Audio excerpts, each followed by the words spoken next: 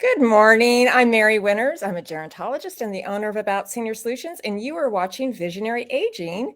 It's kind of exciting today. We have a remote show over at the Mission Inn Bay in San Diego, and we have a fabulous program planned for you today. We have Marguerite Lorenz of Lorenz Fiduciary. She is a certified professional or certified licensed professional fiduciary, and we'll answer what that is a little bit later.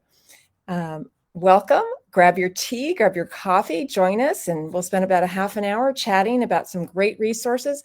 I want you to feel empowered about putting a plan together and knowing that you can make lots of choices for yourself as we age that keep you in control, keep you young and vibrant. And we're also going to have Melinda Hughes on. She's going to talk about who is your buddy? Who's your buddy? Do you have a fitness buddy? We're going to talk with Marguerite about who's your person. And we'll see what Steve McCullough has to say about what's our question today for the show. So what is our caregiver question today? So let me go ahead and we'll see if we can find Steve's intro. And here we go. It doesn't look like the videos are working all that great, so we may just stall on that and forward, but here we go. We'll try it.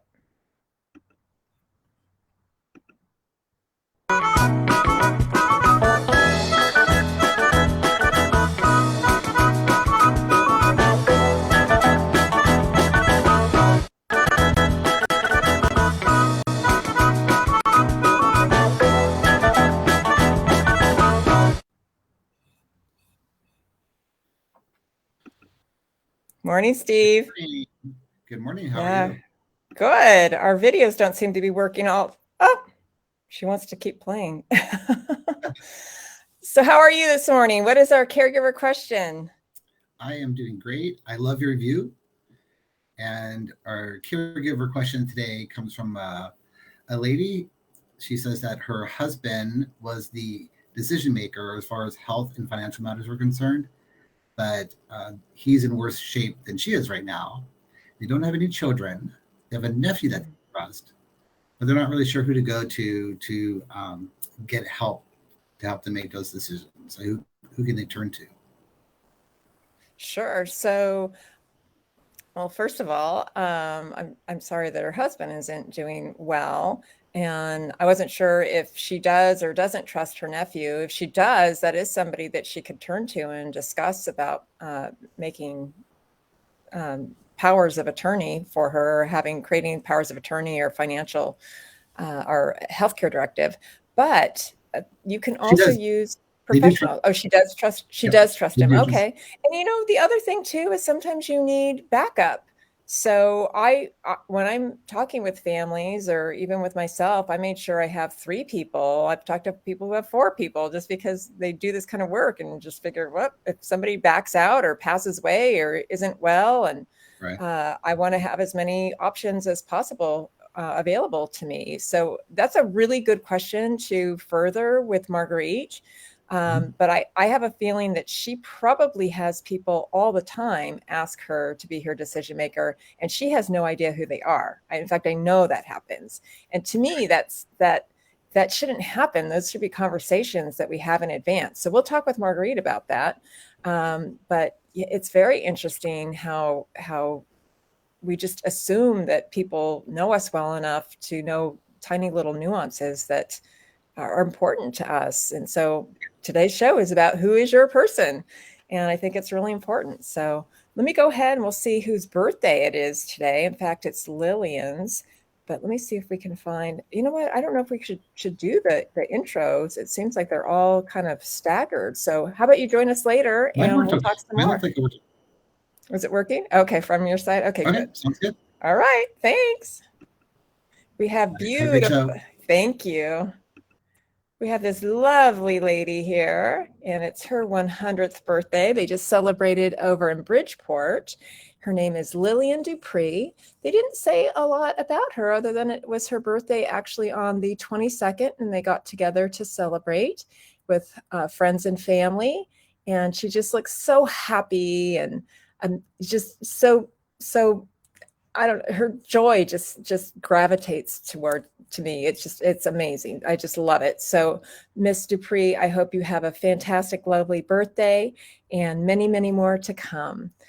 And so let's go on from Miss Dupree. Happy birthday. And let's go on, and we're going to bring in our special guest, Marguerite Lorenz. So here, let me see if I can find Marguerite here. Have to be on the back side of this today. It's so funny. I have everything propped up on a stool on a bed, looking out the window at our hotel. And so I'm a little wobbly today too. So let's go ahead and we'll get Marguerite in, and we'll talk about who's your person. Hi, good morning. How are you? Good morning. I'm so glad you're with us. Thank you so much. I heard the question. Yeah. Estate planning attorney is very, very important in terms of updating the documents. Please don't cross things out. Please don't write in words yourself. You know, the idea behind having a really good plan is not having to go to court. Right. And, exactly. You know, so I would talk with the estate planning attorney about if the husband's not able to do the decision making, who's next in the documents. And if thank you for clarifying that. Yeah. Right. Thank you for clarifying that. Capacity, then you can choose more people to list there. Absolutely. Thank you for clarifying that. So, you know, it is kind of interesting though. Let's talk about, we've talked a little bit about power of attorney and that manages someone's finances. We've talked a little bit about the trust and how that encompasses your property, your real estate and that sort of thing. Let's talk a little bit more about who is your person and who do you pick as your person and why, and how do we set your person up so that they can really help you? Well, first, let's put it in context in terms of what this person is supposed to do. You are wherever you are right now.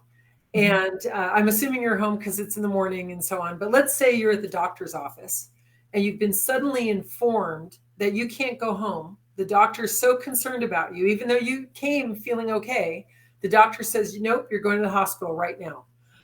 So who is going to be that person who gets informed? And who's going to make sure you do get home after your hospital visit?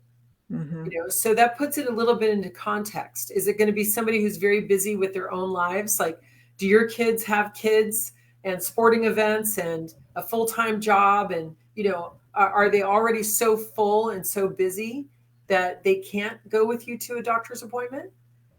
Sure. And so what your expectations are really needs to be discussed with your agent for healthcare. And by the way, the medical community is always going to ask you first about what you want. But if you can't understand the consequences of a procedure, if you don't really understand what's going on, if they determine that you don't have capacity, that's when your agent for healthcare is going to have to make a decision. And it's okay if that person is far away, provided that the communication is good and that they're responsive. You know, I have received faxes, emails, telephone calls from people that need a decision from me because I serve as agent for healthcare for other people. But I don't tend to do that work all by itself. It's in context of my other jobs as trustee, executor, and agent under the power of attorney for finance that I would also serve as agent for healthcare. Okay. Yeah. And, you know, I remember years ago having a scenario situation where it was an older woman and the neighbor called me and said, I don't know how to help her because she did have estate documents. Her healthcare decision maker was the attorney. I don't think they do that as much anymore. This was many, many years ago. And he passed away and she had no family. He listed his secretary as a secondary. Wow. She had no idea who that was, and we didn't know how to locate her. And so we were in a real quandary as far as how to support her. So tell me more about when somebody does sit down with their attorney or does sit down in that decision-making process, how do they really think through who should have that responsibility? Because I feel like it's really important to know that person, or it's really important to want to satisfy their wishes. And if you don't have much information, how can we help people know how to help their decision maker? Well, let's start with the idea that estate planning is not just about death. Our It's estate planning true. documents really help us control our situation while we're very much alive, but we may be the ones who are unable to actually answer the question or make the decision. So with that in mind, when you visit with your estate planning attorney and that attorney asks you, who do you want to serve in these roles? Hopefully you've interviewed a few people. One of the interview questions is, would you be available? If I had an emergency, do you want this job? Can I share with you some of my more intimate medical details so that you're aware of what's going on, what medications I take, who my doctor is, where I prefer to go to the hospital if I have to go? Having those conversations is really uncomfortable. And the person that you're sharing that with may not want the job. Please allow them to back out. Please allow them to say no. I think you want someone who's a good communicator. You want someone who's really responsible. Like, understand that there may be forms that your agent for healthcare has to give to your power of attorney to sign, or give to your trustee to sign, because it's the trustee or the power of attorney that really has the financial power, that contractual power to sign a document that says we're going to pay this fee every month for your care. Right? So you need a team player. So I have served professionally as a trustee, executor, and agent for almost 20 years.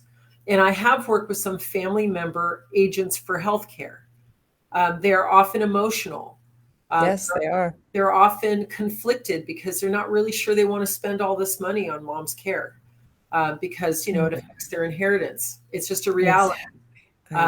So when you talk with your attorney and you don't have someone immediately in mind to do this job, ask your attorney what to do.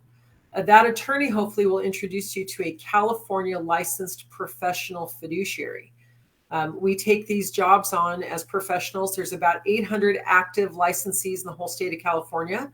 If you want to know more about licensees, that's fiduciary.ca.gov, fiduciary.ca.gov, and that would help. Good. There's also another resource, trusteealliance.com. That's the Independent Trustee Alliance. And again, that website is trusteealliance.com. And that way, at least you get a chance to get acquainted with some professionals. So let's say you've decided your son and daughter in succession to each other are the ones you want. Sure. Talking with them about your expectations and also understand that means people might come into your bedroom. That may mean that people see your private stuff. If you're not in the habit of discussing private things with your children, they may not be a good fit for this particular job. Absolutely. Absolutely. And I come across that all the time. I do not make those decisions for people. As a care manager, we do not make those decisions, but we may help the fiduciary. We may help the son or daughter. And it's our pleasure to do that. But it's also something that's really scary when we don't know anything about the person. And then you do find yourself rifling through drawers or asking questions that people can't answer. And we want to be able to create as much joy and support and help for the individual. So it's so important. So a few of the people who have professionals working with them will still ask us to be involved early on, which is really neat because then we can get to know that they don't like wearing socks. Or just little nuances, right? That they never ate breakfast. So why are you forcing me to eat breakfast? And I'm sure you have come across a multitude of things that people prefer or do not prefer, and we want to oblige them.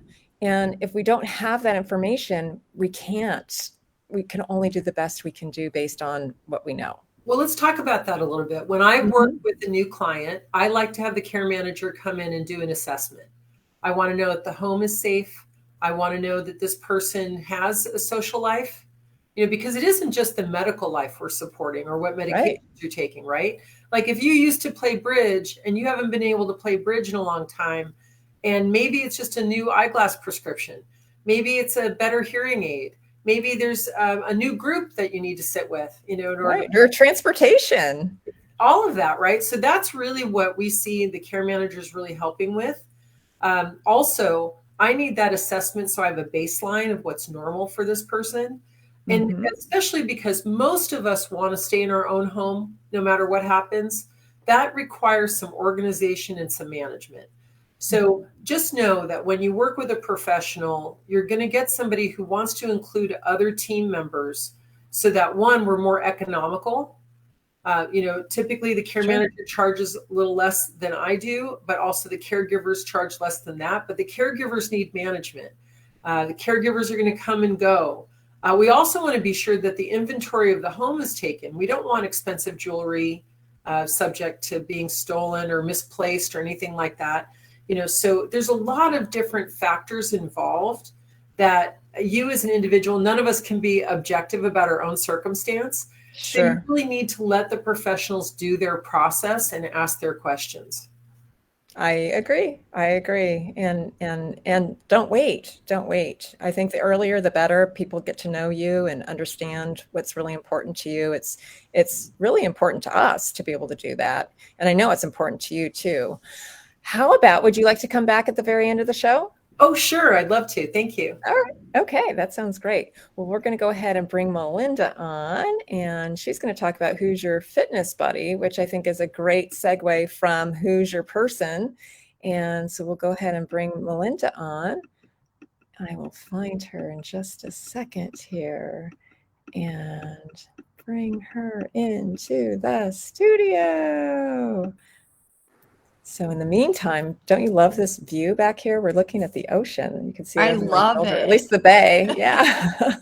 I love it. It's so beautiful. Welcome. How are you today? I'm good. How are you doing? Fantastic. Yeah. Good. So I think that's such a great point. Your buddy. You got to have a fitness buddy or someone to work with.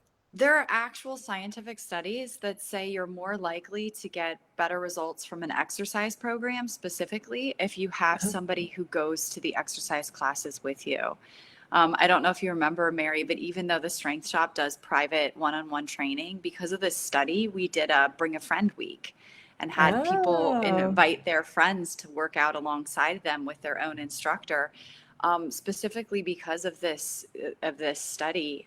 It's quite fascinating. But if you have somebody who's on the same program, even if you're not working out at the same time or following the same eating plan with you, or if they're not following the same eating plan with you, but they're there to support you. My husband is doing intermittent fasting right now, which is fantastic for him, but not so great for me as a woman in her early 40s. So I'm, doing my best to support him with his intermittent fasting, even though I'm not following the schedule. So if you have somebody who can support you, whether or not they're doing it alongside of you, you're going to be more likely to stick to your plan and your initial desire to follow that program or to, be doing that exercise. I completely agree. I wouldn't go to the Strength Shop if I wasn't meeting Zoraida there. That's my coach. But I wouldn't just go by myself. I'm meeting her. So it's a lot more fun when you have someone to hang out with while you're doing the exercises. And I think that's a big piece of why people hire a personal trainer. It makes it a lot more fun. It becomes a social date, if anything else, so that really can, I think the big point is don't try to do something alone, especially if you have a big goal.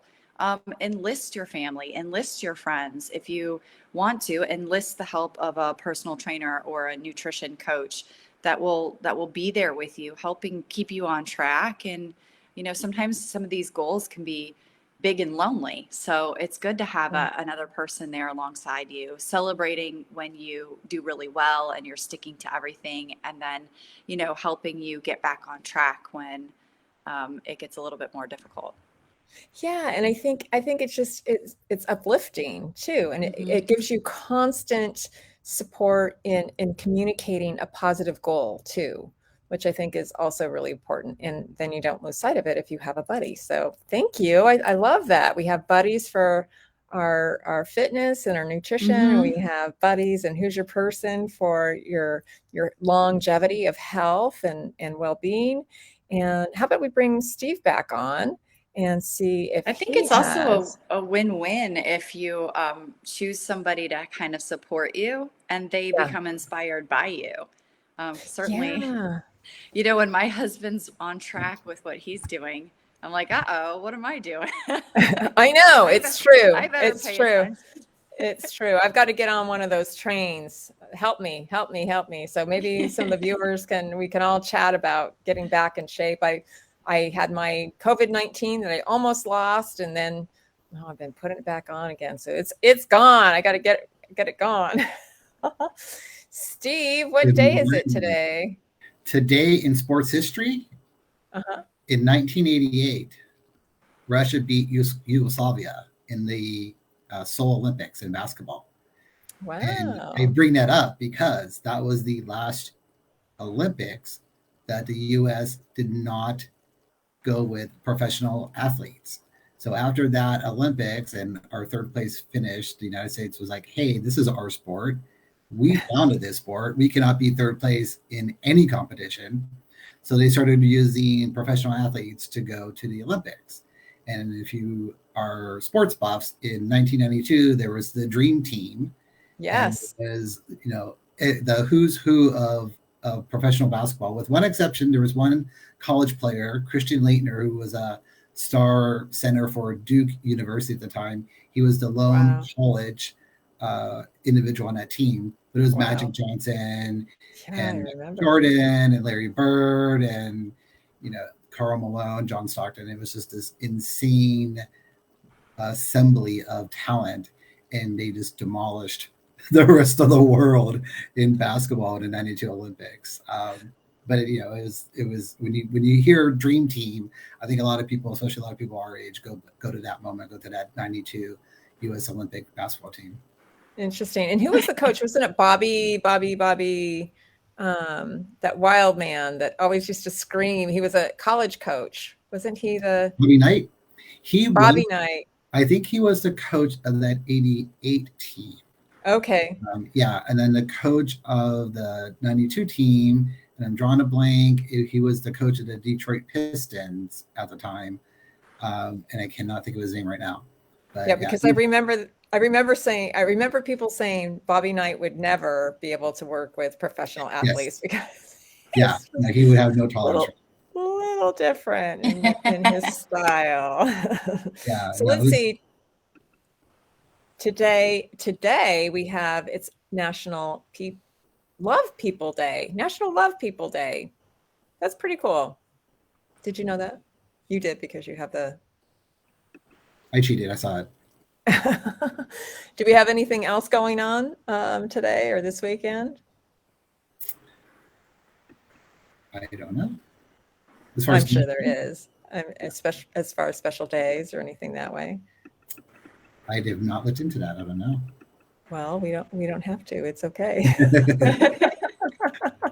You always have something fun and silly that is coming up. We're going to bring Marguerite back on, and we'll chat just a few more minutes before we take off. So who's your person? Who's your buddy? Are we kind of deciding on those, or who, do you have those things arranged, guys? Oh, I have my estate plan in place. I hope you all I do too. Yeah, I do too. But you know what? It reminds me that I need to sit down and go through it with everybody too, my decision makers, so that they're comfortable too. Well, I think it's smart to review your documents every 3 to 5 years. You know, lives change. Laws change, our circumstances, the circumstances of the people that we selected. You know, I had one client whose granddaughter was going to be her person, and then her granddaughter had a baby.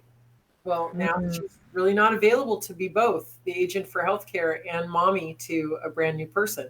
So, you know, it's that kind of thing where it's really good to review it once in a while and to see your accomplishments.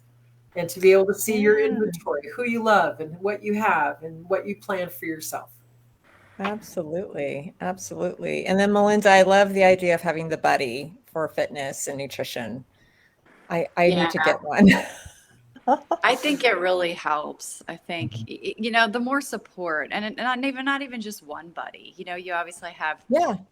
your instructors to ride at the strength shop, but having other people in your life, on a daily basis, knowing what your goals are, sharing what your goals are, and the more people who know, the more support you have. That's true. That's why I blabber to everyone when I'm excited, because then it's embarrassing when I don't have any progress. Oh, are you still doing that diet? It's like, are you still like losing some weight? Are you still over at the strength shop? I am at the strength shop though. I haven't been focused on food, but I am at the strength shop still. So that's a good thing.